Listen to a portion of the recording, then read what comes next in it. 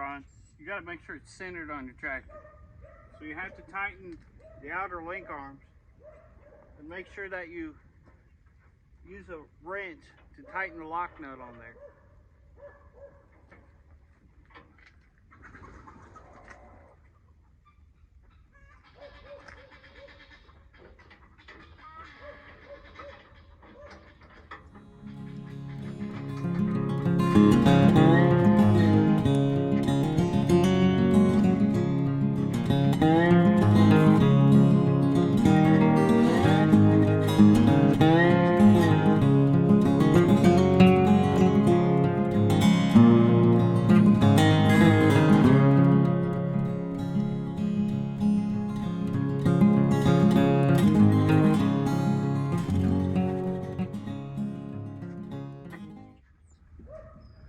Right now I'm adjusting the top link so that this is perpendicular to the ground.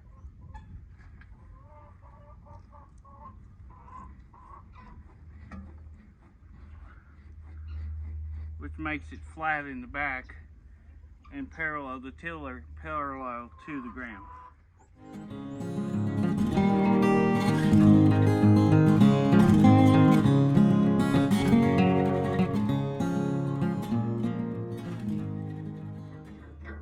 You always want to make sure you tighten that lock nut down so this doesn't have any option to turn.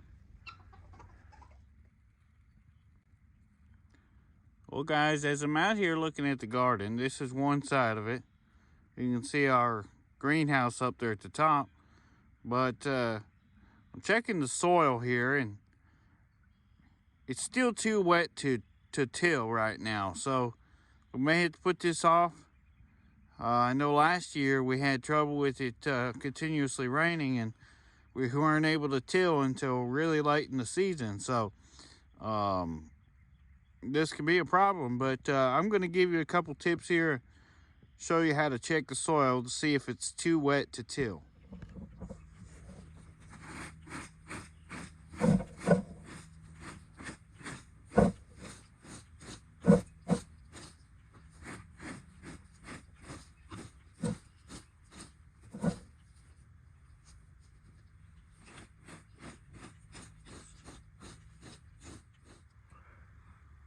Okay, when you're checking your soil to see if it's too wet to till, you're just gonna dig you some out of there.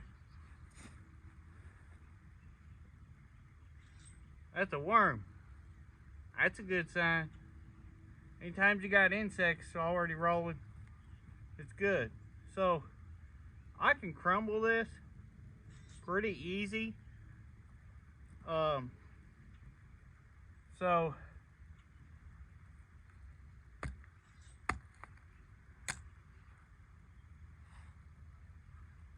when you squeeze it together, if it's still pretty patty-ish, you could form a patty, and it's still a little too wet. So if I push this together, almost like Play-Doh, and I throw it on the ground, it does splatter and break apart. That's a good sign we're getting there. But there are other areas in the garden where it just stays in a nice hard ball. So if you throw it on the ground, you form a ball like that, and it doesn't break apart, then basically that's too wet. Because what happens is when you till it when it's too wet, it will basically clump up.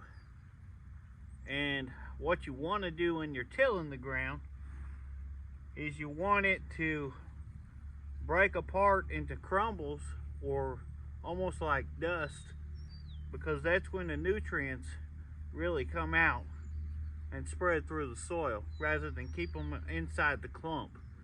So your seeds want to penetrate that nice dusty like dirt almost, so that the roots can penetrate into those and hang on to them. And that's what you want to check for when you're seeing if it's still too wet. And today, unfortunately, it is. So we'll move on to the next task and see what else we got going on.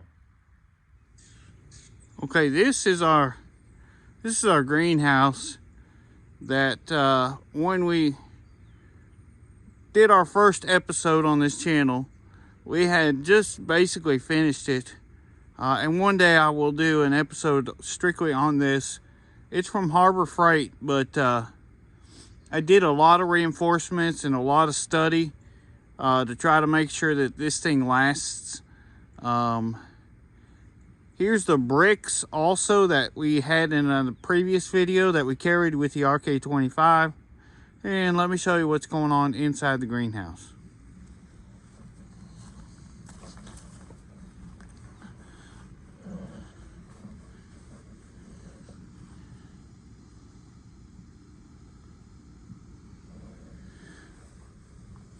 So right now,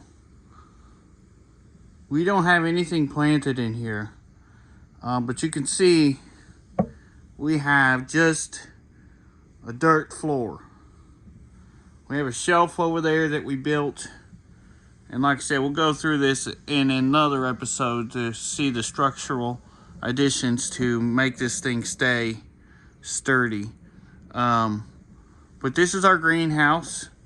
And hopefully by next winter, we should have this thing 100% with electric and provide heat in here if it should need over the winter. But that's the goal. And just wanted to give you a little tour of what this thing looks like. There's vents on the top. You can open them up. That is our small greenhouse. And in here, we grow. Well, I think that's going to wrap it up for us today. We're so thankful that you joined us here at Gathering Rust Hobby Farm. If it's your first time on the channel, please drop down below where you're from. We'd like to know. Also, if maybe you have a tractor, an RK tractor, or maybe even a John Deere or Kubota or whatever, we'd like to know what you got. So we thank you again for joining us here at Gathering Rust Hobby Farm. Look forward to sharing the next steps in the garden and the maintenance on the RK25 for the 50-hour service coming up very soon.